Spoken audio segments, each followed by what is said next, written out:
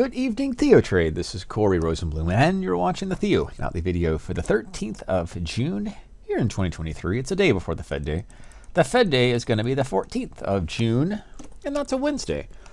And they will not raise rates tomorrow. So says the Fed funds rate futures tool with a 94% chance. And we keep this simple. There's a lot of numbers on the screen. Let's start with this one. The current Fed funds rate, just to make it simple, is 5%. And if the rate for tomorrow, the target rate, that's in basis points, is also 5%, there's a 94% chance what this cuts through the tape is the Fed will not be raising rates in tomorrow's session. And just to be fair, there is a 6% chance that they do raise rates. But I want to highlight this. That's done. This is in the cards. It's all cooked and in the market. But what is going to be interesting and what will be on the discussion will be what the Fed, that's Chair Powell, says in his press conference. And let's take a look at the next Fed meeting. So they will not be raising at the 14th tomorrow.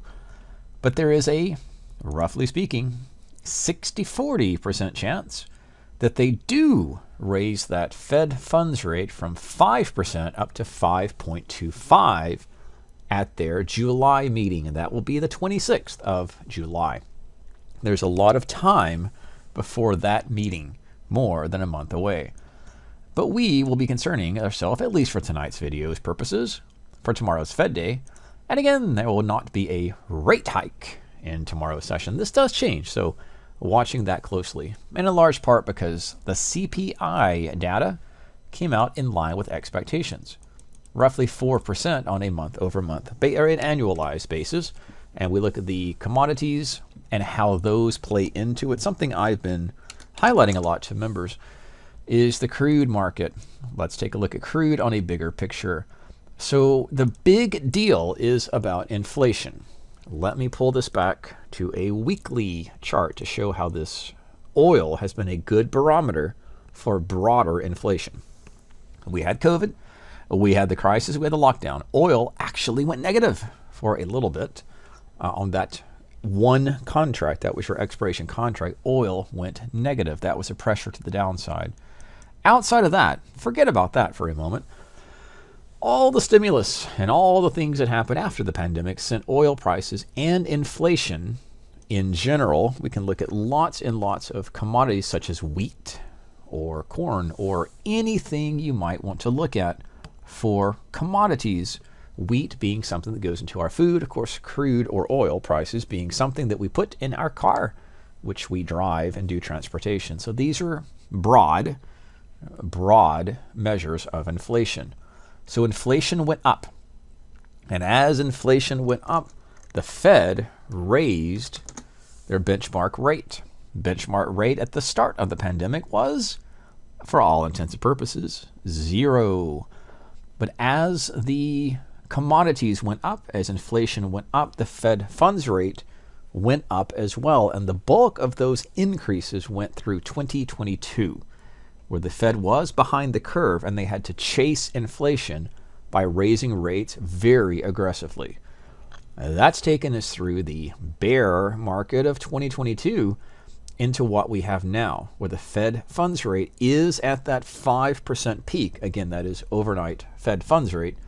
And this happens to be the 10-year Treasury note yield, which peaked at about 4.3%. 10 years versus the Fed funds rate. There will be a spread.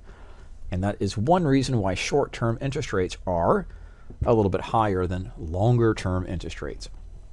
Even with that being said, it is good to take a look at that 10-year Treasury note yield, which is slightly on the rise, but just shy of 4% in the Treasury yields and has been coming down.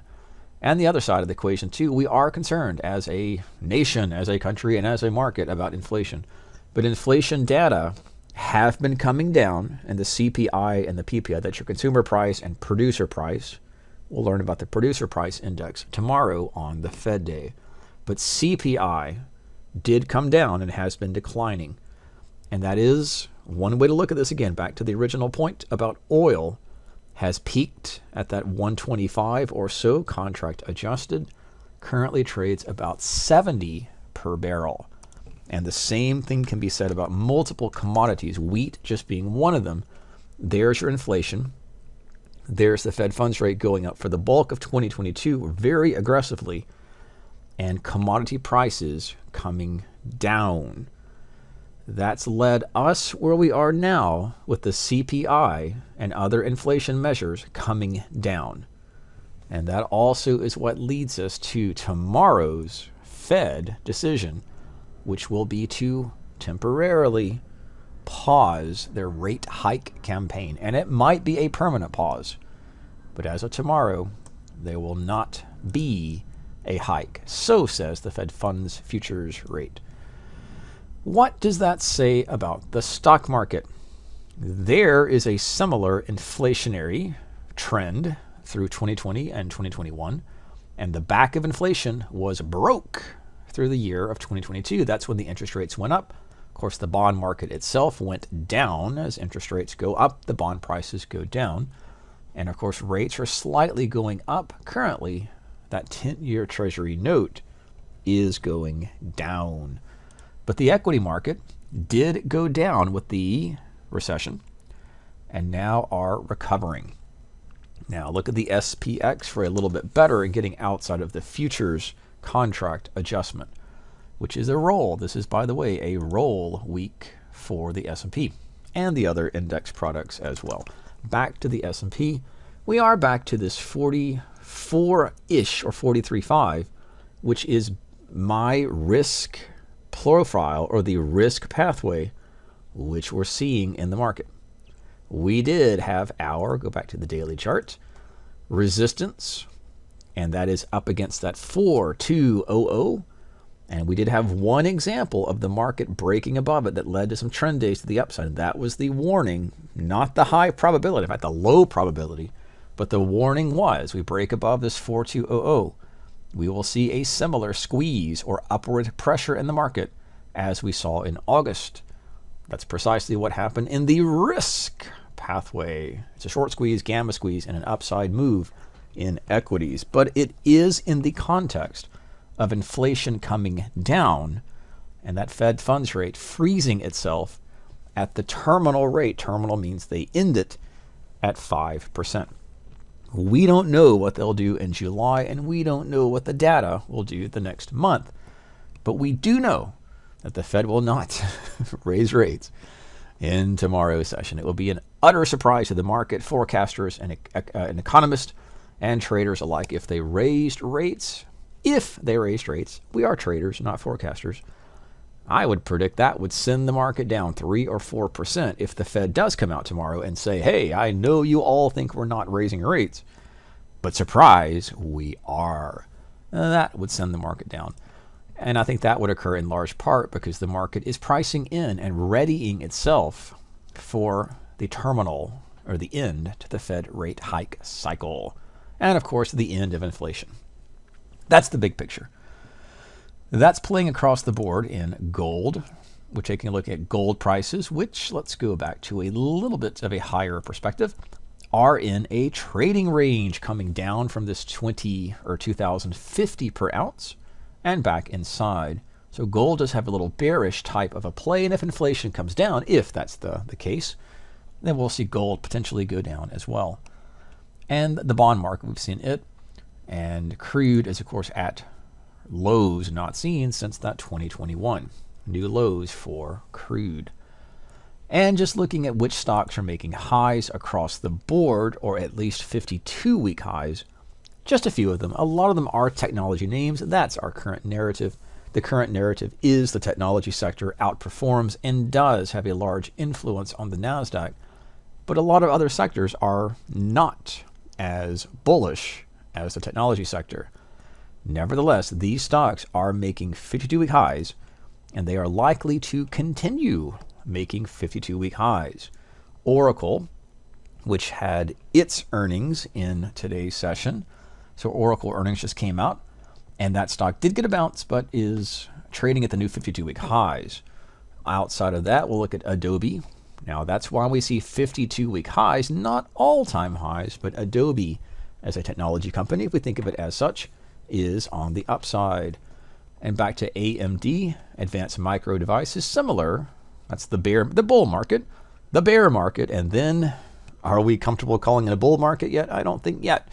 But nonetheless, technology shares and some companies are in those strong uptrends. Netflix being another. Applied Materials.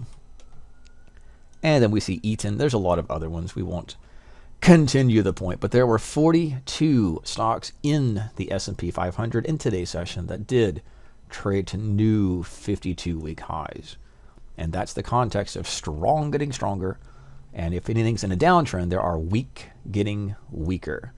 Let's take a quick peek at anything weak getting weaker. And this is how you want to put this on your own charts. Let's go to public. Let's go to new yearly lows. Let's keep it in the S&P 500, not the whole market, and see if any stocks made 52-week lows in the bull session today. No, none whatsoever, or at least not in the S&P 500. We'll have the Fed day tomorrow.